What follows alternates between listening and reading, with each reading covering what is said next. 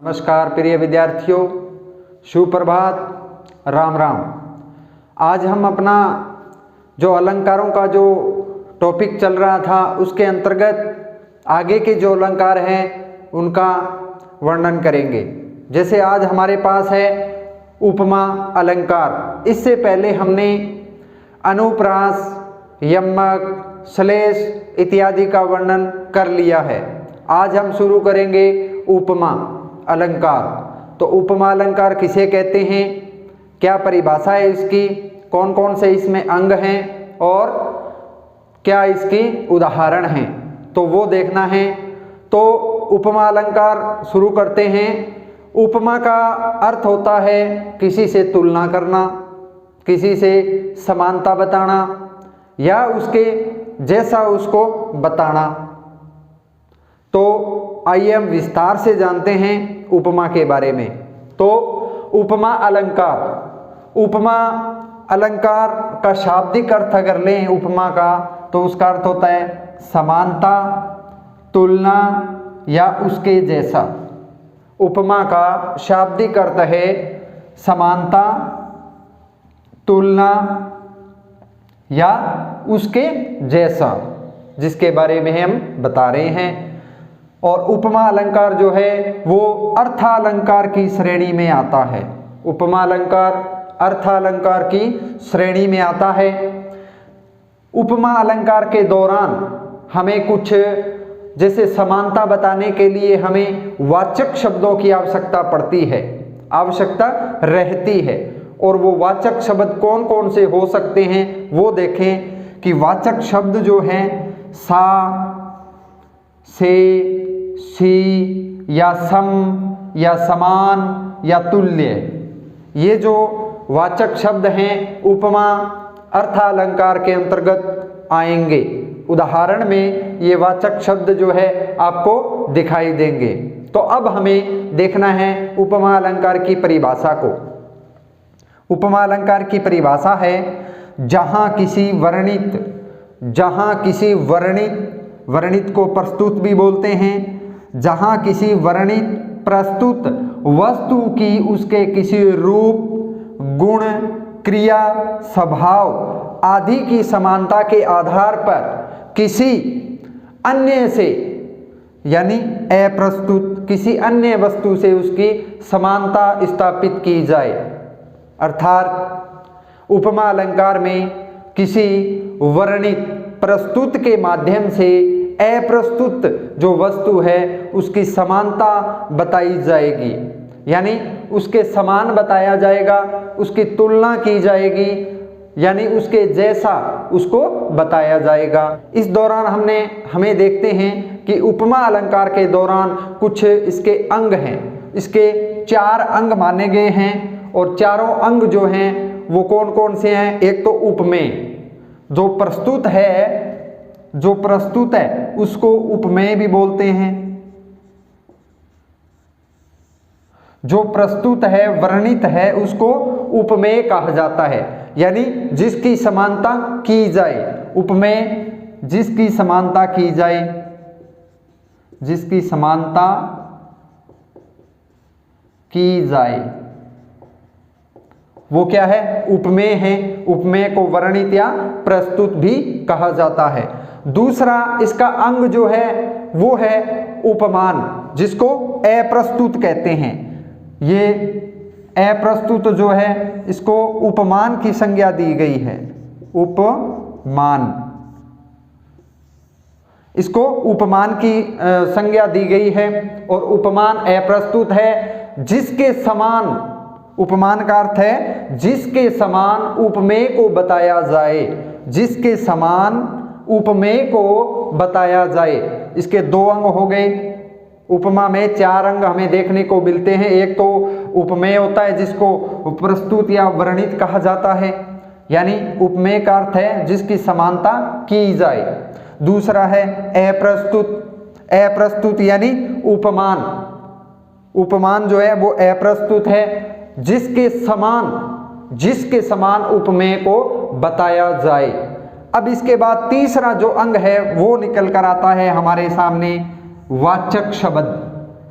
जो उपमा अलंकार में तीसरा जो अंग मिलता है वो है वाचक शब्द, यानी वह शब्द जिसके द्वारा समानता बताई जाए, जिसके द्वारा समानता बताई जाए। और वाचक शब्द जैसा कि विदित है सा से सी सम समान और तुल्य रहते हैं। और एक इसके अंदर रह गया साधारण धर्म या क्रिया, जैसे हमने कहा बात की गुण या क्रिया जो है या स्वभाव, ये क्या है चौथे अंग में, इसको साधारण अंग भी कहा जाता है। साधारण अंग,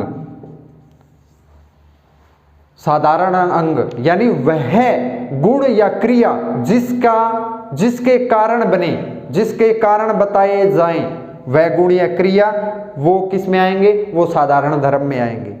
अब हम बात करते हैं उपमा अलंकार के उदाहरणों की। तो उपमा अलंकार का उदाहरण देखें कि मुख कमल सा खिल गया।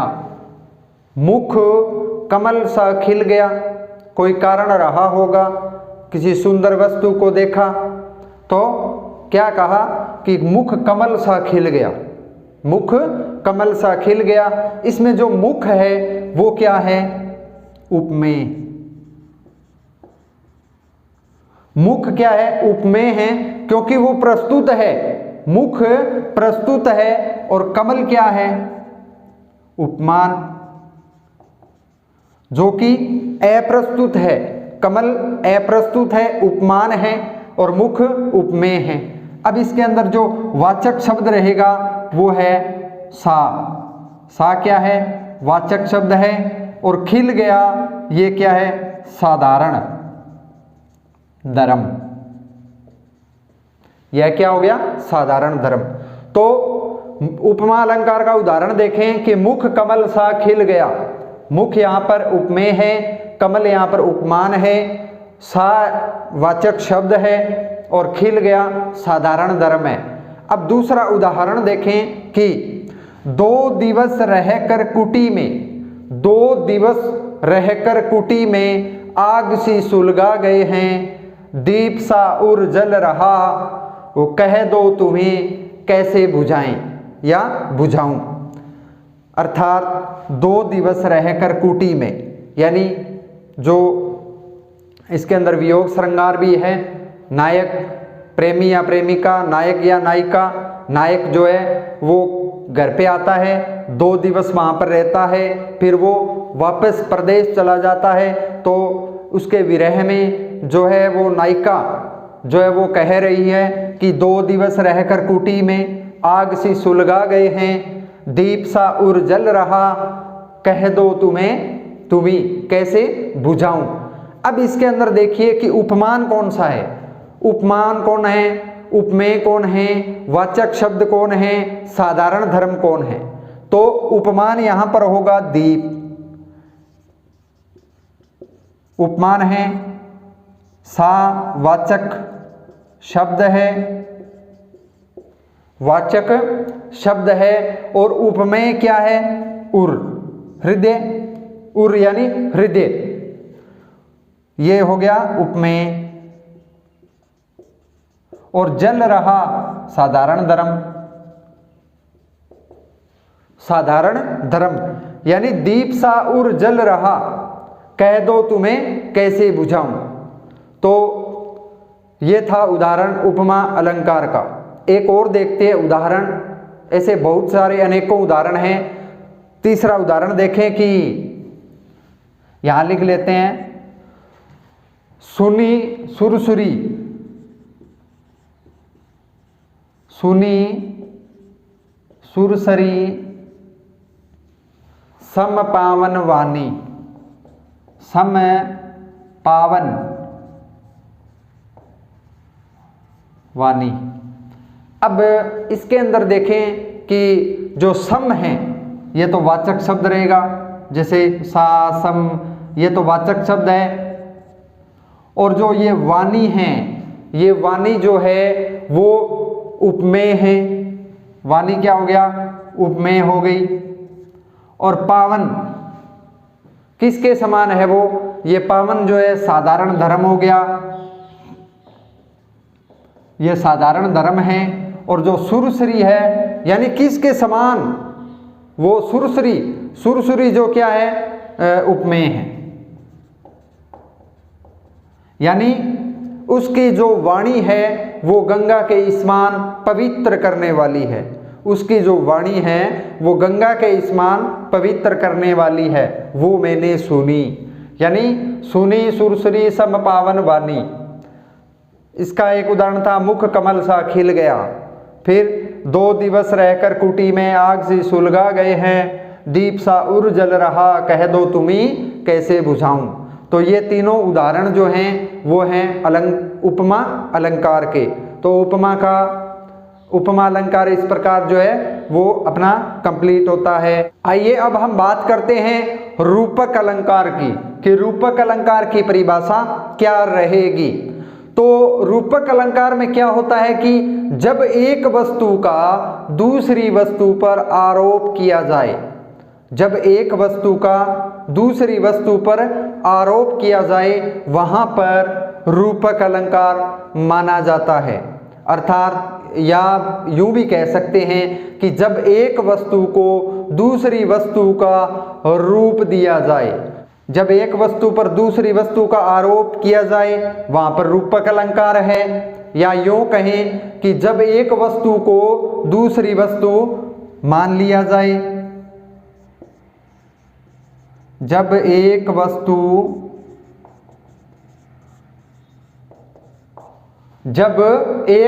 को दूसरी वस्तु, जब एक वस्तु को दूसरी वस्तु का रूप दिया जाए वहां पर क्या होगा, वहां पर रूपक अलंकार होगा।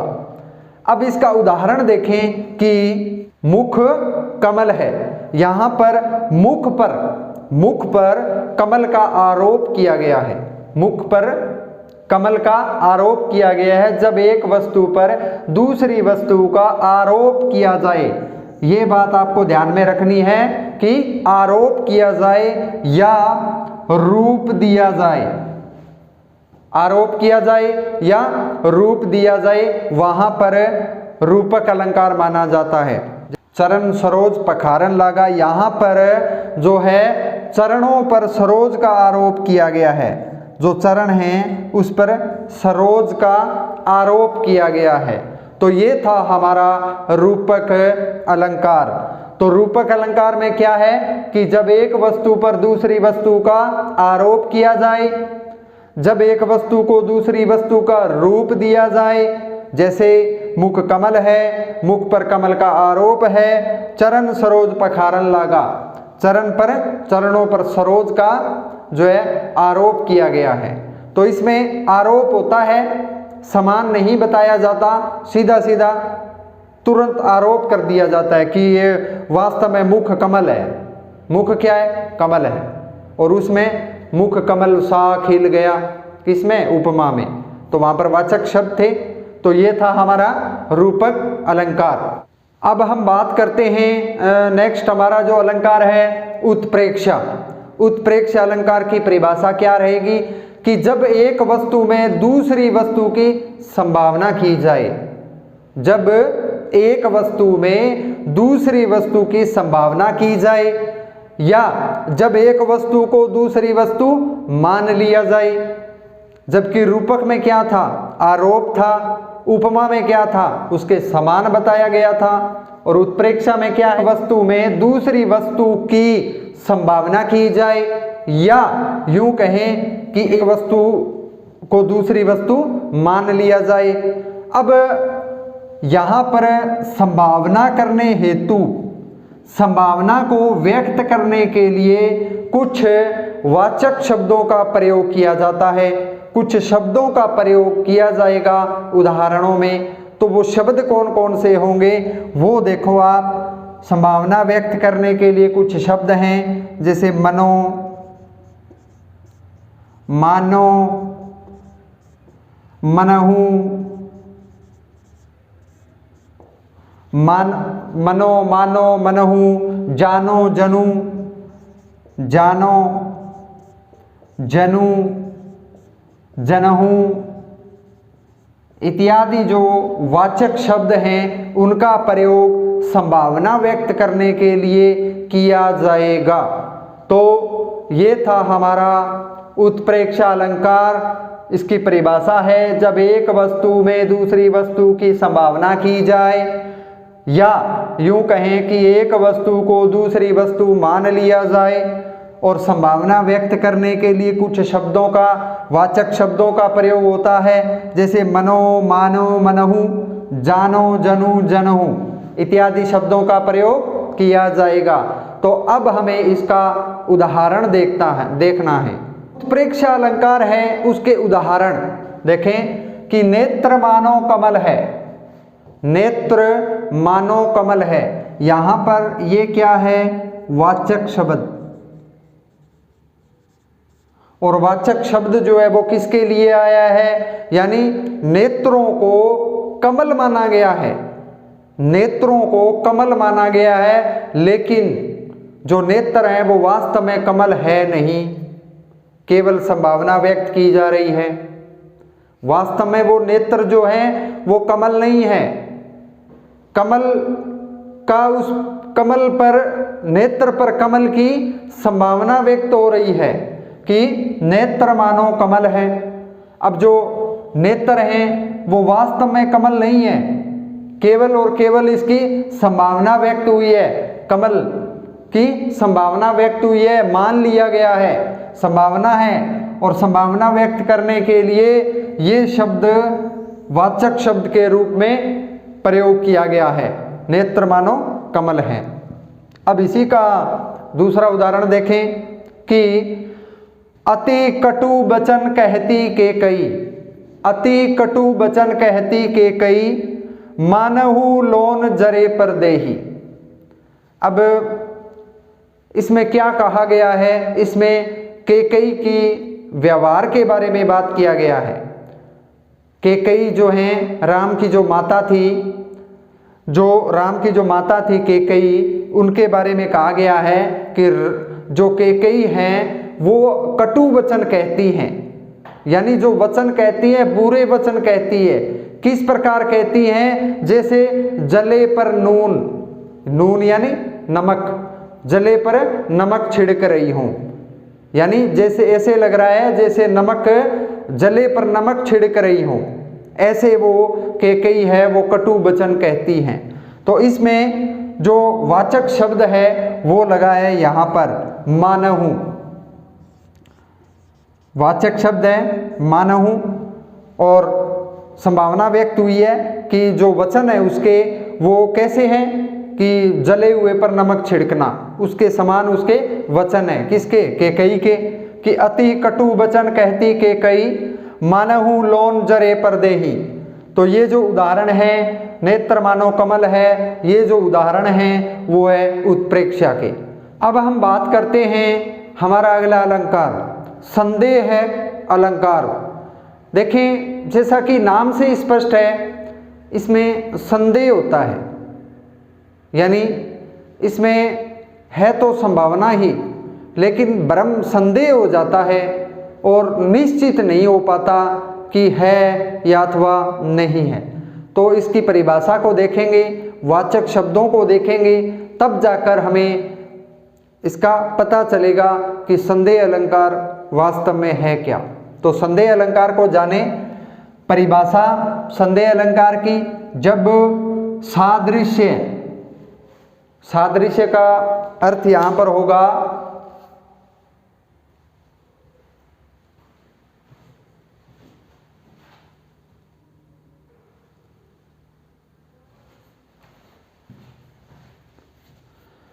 यहां पर सादृश्य का अर्थ होगा उसके समान, यानी संभावना लगे लेकिन निश्चित नहीं हो पाए कि वास्तव में है या नहीं, तो वो क्या है? संदेह, सादृश्य। जब सादृश्य के कारण एक वस्तु में अन्य वस्तु के होने की संभावना दिखाई पड़े और निश्चित न हो पाए, और निश्चित न हो पाए, वहां पर संदेह अलंकार माना जाता है। जब सादृश्य के कारण एक वस्तु में अन्य वस्तु के होने की संभावना दिखाई पड़े और निश्चित न हो पाए, जबकि इससे पहले वाला जो अलंकार था उत्प्रेक्षा, वहां पर तो संभावना थी, आरोप रूपक में आरोप था, वहां पर संभावना थी, लेकिन यहां पर क्या है, संभावना तो है, साथ ही साथ में निश्चित नहीं हो रहा कि है या नहीं। तो इसमें वाचक शब्दों का प्रयोग किया जाएगा, जैसे कि, किंधो, या, अथवा। ये वाचक शब्दों का प्रयोग रहेगा संदेह अलंकार में। तो इसका उदाहरण देखें कि ये सरस ओस की बूंदें हैं, ये सरस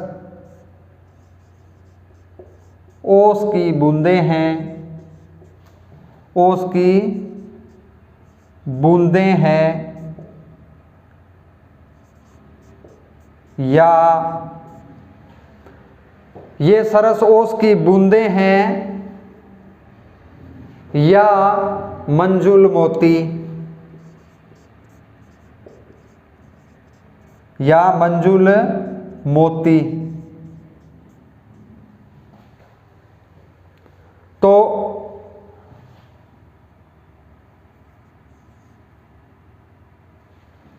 तो देखें कि ये सरस ओस की बूंदें हैं या मंजुल मोती।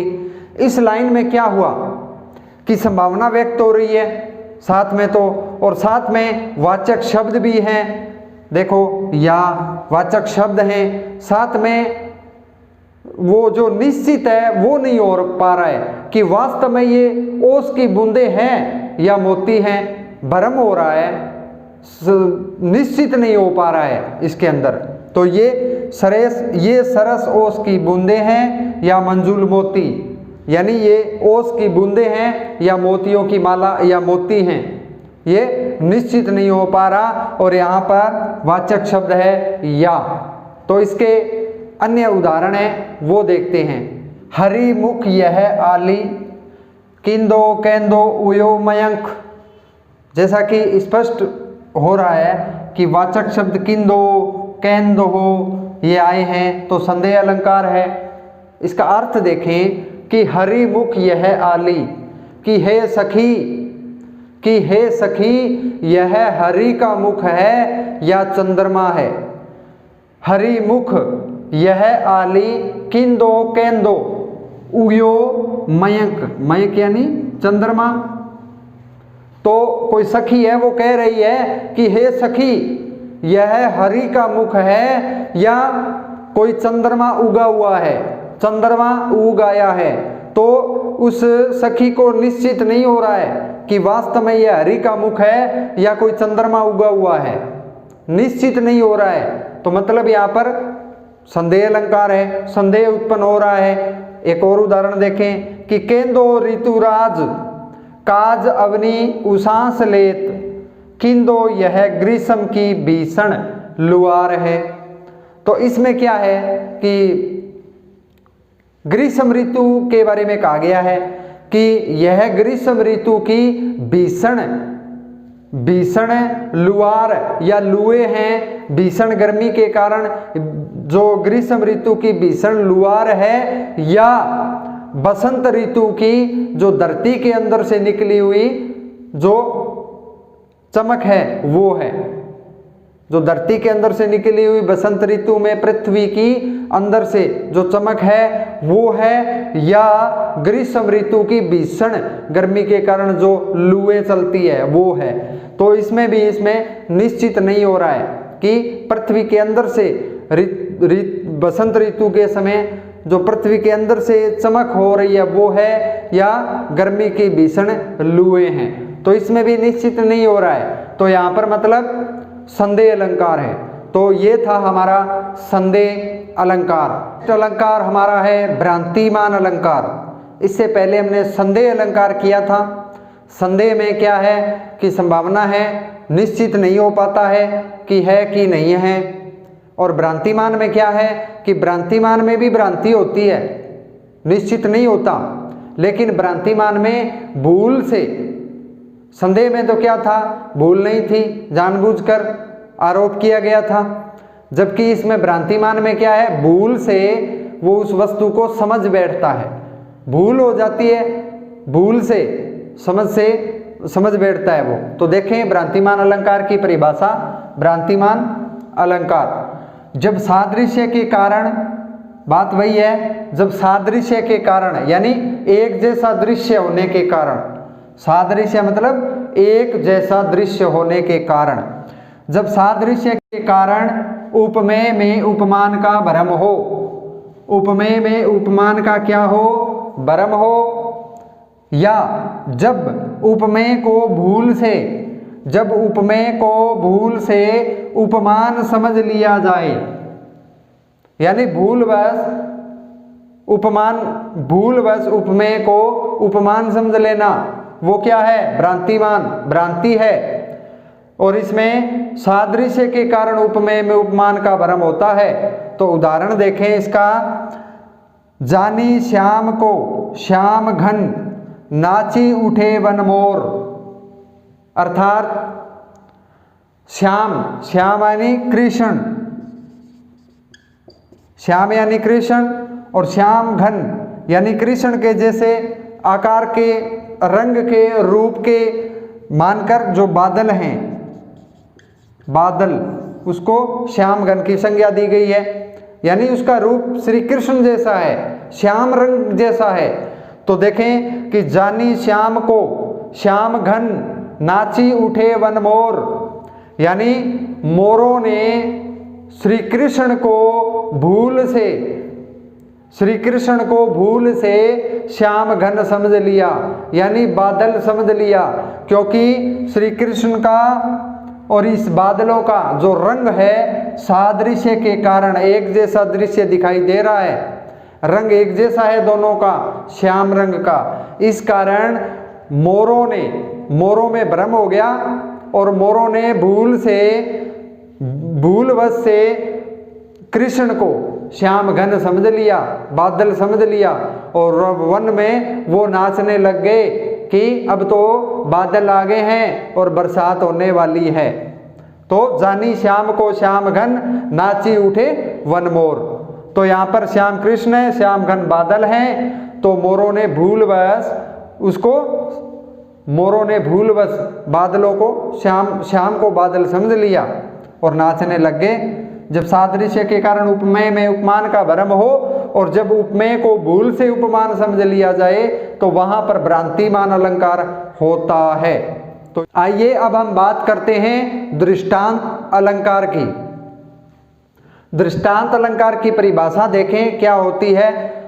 अगर सीधे शब्दों में बात की जाए तो इसमें क्या है, एक वाक्य कहा जाएगा, फिर उससे मिलता जुलता दूसरा वाक्य है, उसके उदाहरण स्वरूप कहा जाएगा।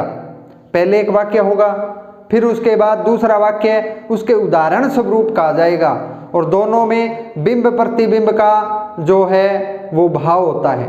दोनों एक जैसे लगते हैं, जैसे अपने मुहावरे लोकोक्तियां नहीं बोलते उसके समान होता है। तो आइए जाने दृष्टांत अलंकार। इसमें पहले एक बात कहकर फिर उससे मिलती जुलती दूसरी बात पहली बात के उदाहरण स्वरूप कही जाए, वहां पर दृष्टांत अलंकार होता है। इसमें पहले एक बात कहेंगे, फिर उसे मिलती जुलती दूसरी बात कहेंगे जो कि पहली बात के उदाहरण के स्वरूप होगा। इसमें दो वाक्य होते हैं। पहला जो वाक्य होता है वो उपमेय वाक्य होता है, दूसरा जो वाक्य है वो उपमान वाक्य होता है, और दोनों में क्या होता है, दोनों में बिंब प्रतिबिंब का भाव होता है। तो ये था दृष्टांत अलंकार की परिभाषा। तो अब हम इसका जानते हैं उदाहरण, यानी पहले एक बात कहेंगे फिर उसे मिलती जुलती दूसरी बात उदाहरण स्वरूप कही जाएगी और बिंब प्रतिबिंब का भाव होगा। शिव औरंग ही जीती सके और न राजा राव, हत्ती मत पर सिंह बिनु आन न घाले घाव। ये जो लाइनें हैं ये शिवाजी और औरंगजेब के कहानी के मध्य ये लाइनें हैं। शिवाजी मराठाओं के राजा और शिवाजी और ये जो औरंगजेब जो है उनके बीच की बात है। लाइन कही गई है कवि द्वारा कि शिव औरंग ही जीती सके, यानी शिवाजी ही औरंगजेब को जीत सकता है और न राजा राव, और कोई दूसरा राजा उसको जीत नहीं सकता। जैसे हत्ती मथ पर सिंह बिनु, जैसे हाथी पर सिंह, हाथी पर जो है सिंह यानी शेर ही घाव कर सकता है और कोई दूसरा घाव या वार नहीं कर सकता। यानी हाथी पर जो वार करेगा वो सिंह ही कर सकता है और दूसरा नहीं कर सकता। यहाँ पर हाथी औरंगजेब को कहा है और सिंह जो है शिवाजी को कहा है। तो शिव औरंग ही जीती सके और न राजा राव, हत्ती मत पर सिंह बिनु आन न गाले गाव। यानी शिवाजी जो है औरंगजेब को शिवाजी ही जीत सकते हैं और कोई अन्य राजा नहीं जीत सकता, हरा सकता।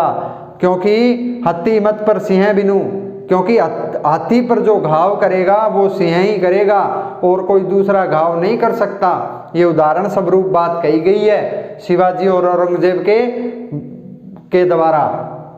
दूसरा देखें उदाहरण, धन वाले घर में धन दौलत, धन वाले घर में ही जाती, कभी न जाती निर्धन घर में। जल निधि में गंगा गिरती है, कभी न गिरती सूखे सर में। जो इसमें कहा है कि जो धन वाला व्यक्ति होता है उसके घर में ही लक्ष्मी जाती है, उसके पास ही धन वाले घर में ही धन आता है, निर्धन के घर में कभी नहीं जाती। जैसे जल निधि में गंगा गिरती है, जैसे जो गंगा है वो उस नदी में ही गिरेगी, वो सूखे तालाब में नहीं गिरती। तो ये था उदाहरण दृष्टांत अलंकार का।